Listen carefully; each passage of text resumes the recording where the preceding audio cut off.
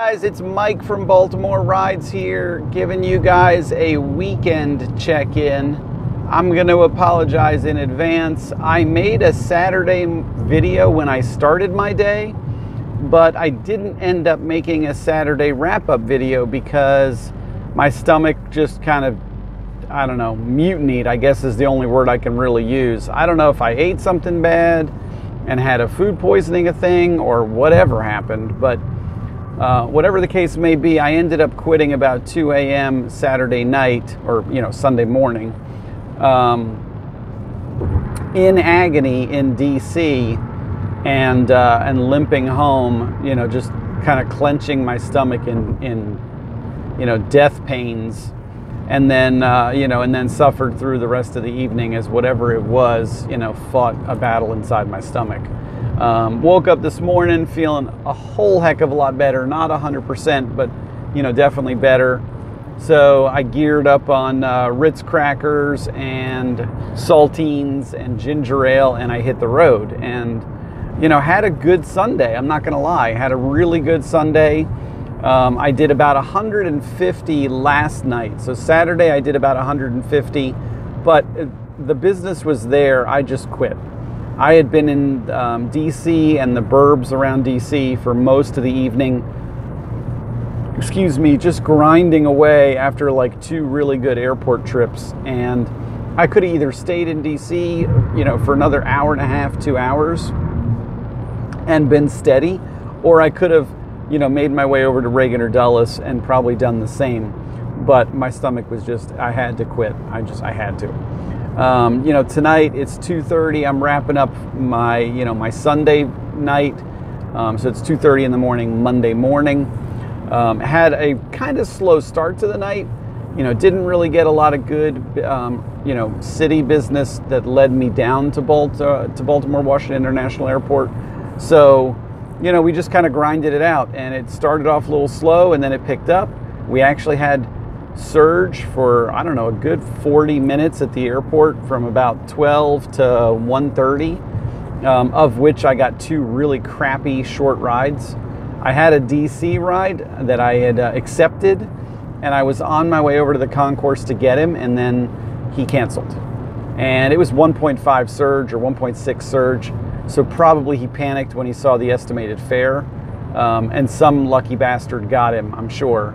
Or he switched to Lyft because there was no Lyft surge going on, and maybe he switched to Lyft to try and save himself some money. I'm not sure, but hopefully somebody got the fare. More power to you if it was you. I ended up not getting that fare. I ended up getting 2 crappy fares. One to, well, it wasn't too crappy, but one to Columbia, one to Arundel Mills, both with with boost, surge. So ending my night tonight at around 170, 180, plus, I don't know, it looks like $15, $20 in tips, cash. Last night was 150. I'm finishing the week really, really strong, guys. Not much Lyft, about $130 in Lyft money paid to me. So that's the number that I actually get. And about 900 and something dollars in Uber money paid to me. So, that's a really strong week, because that tells me that, minus the Uber lease, I'm still going to walk away with, about $900 payable to me, because, really the $120 something dollars covered the lease payment. So, it's a great week. It was a long week. I grinded through, a very long week. I wanted to make up for the soft week I had the week prior, and I definitely did. And I learned a lot, guys. I learned some techniques with airport stuff, and that's the key to this. I was talking to somebody tonight. I can go to the airport, because they said to me, "How do you have 1,300 rides, and 570 5-star ratings, and you've only been doing this for 3 months?" And I said, well, when I started, I didn't do the airport. I grinded in the city every night, and was doing 30 rides a night, and that's how you do it. So now obviously I'm learning, and it's a little bit different process. I still am not at all hesitant to go to the city. And if I get stuck in the city, that's fine. If I get a city run and then I get a couple little small runs connected to it afterwards, that's fine too. But some of these guys are petrified of the city. They're just afraid of it, and I think it's almost stereotypical as to why. Obviously, there's good and bad parts to the city. There's good and bad people in the city, but I've never really had those encounters. Pretty much everybody I've had in my car has been amazing. And the few people I have in my car that I regretted, nothing happened. They were just annoying people, and 5-7 minutes later they get out of your car and you never see them again. And that's the way you got to look at it, and that's a good example of how the rating system works, guys. You can you can rate people really badly, and you can be brutal with the ratings, and it will affect that person for a lot of reasons, because drivers look at a customer's rating when they accept the ride, and if somebody's got a rating under 4, that tells that driver that this person's had problems in the past. So if you're rating somebody, be very clear that what you're doing is deliberate. Don't just give somebody 3s because that's what you do. Give that customer that really deserves it a 3 or a 2 or a 1 or a 4. But be specific about when you're going to do it and when you're not, because just like you hate getting a 5-star rating as a driver, and I know anything less than a 5 as a driver, it's the same thing with passengers. We all judge. So, I pretty much give everybody 5s, and if somebody, does me wrong, I give them a 1. And I leave comments as to why. I don't do 2, 3, 4. I just do 1s and 5s. And 99% of my ratings that I give out are 5s, because, every ride can start off bumpy, but by the end of it, they're great. I had a ride this evening. The lady was late getting in the car, almost to the point where she got to cancel, and I rolled out with my cancellation fee. Got in the car, it was kind of like backseat driving a little bit, and by the end of it though, her and I were having a good conversation. She was sweet as can be, really, really nice person. Gave me a cash tip, thanked me very much for the ride, and that's just how it is, guys. A 15-minute ride, the first 2-3 minutes of every interaction with somebody you've never met before can go one way or the other.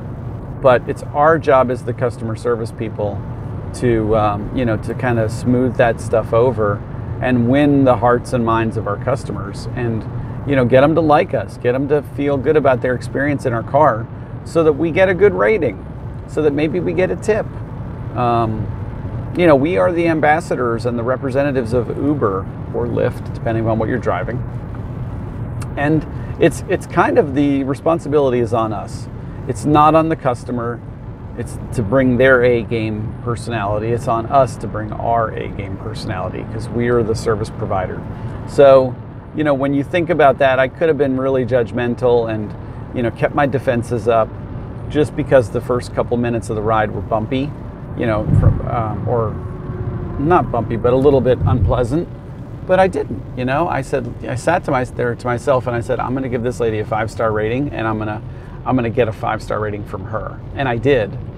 And I know that, she was just a nice lady. She was just got off a 10-hour shift to work. She was tired. Hell, I know what that feels like.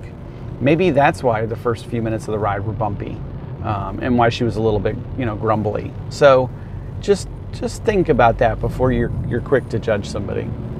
And that's kind of my closing notes, guys. The rating system, just think about, the old adage, do unto others as you would have them do to you. If you don't want to get 1s and 2s and 3s, then think about what you can do to deserve a 5, and what you can do to make sure that that customer feels like you earned a 5, and you'll probably get one. Most of my ratings are 4s or 5s.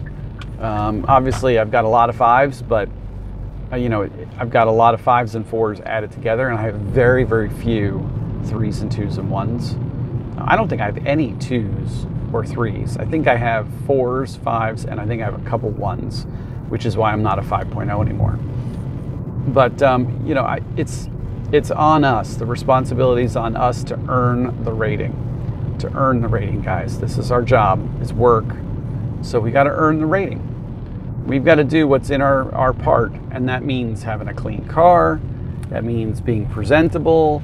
It doesn't matter how you dress. You guys know me. I wear Goonies t-shirts and shorts, and I got a man bun. So, you know, I'm not exactly dressed like an executive. It's not a black, Uber black. It's, you know, it's just an Uber, but or Lyft. You know, but we've got to be nice and friendly, and our car's got to be clean and smell nice. You know, if you've got a stinky passenger, Febreze the hell out of your car before the next passenger gets in. You know, use something that you can just spray in the air to kill that odor, so that when the next person gets in, they go, wow, your car smells like fresh laundry. Yes, ma'am, it does. Febreze is a miracle chemical. And you know what?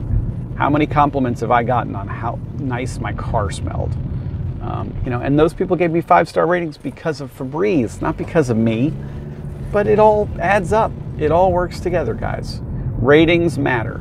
Ratings matter. You're not going to get a tip if you get a bad rating. Just know that. So it's almost like the only customers that are going to tip you are going to be 5-star rating customers. So think about that. I'm signing off here, guys. It's late and I'm rambling. So I will talk to you guys tomorrow. Everybody have a great night. Bye.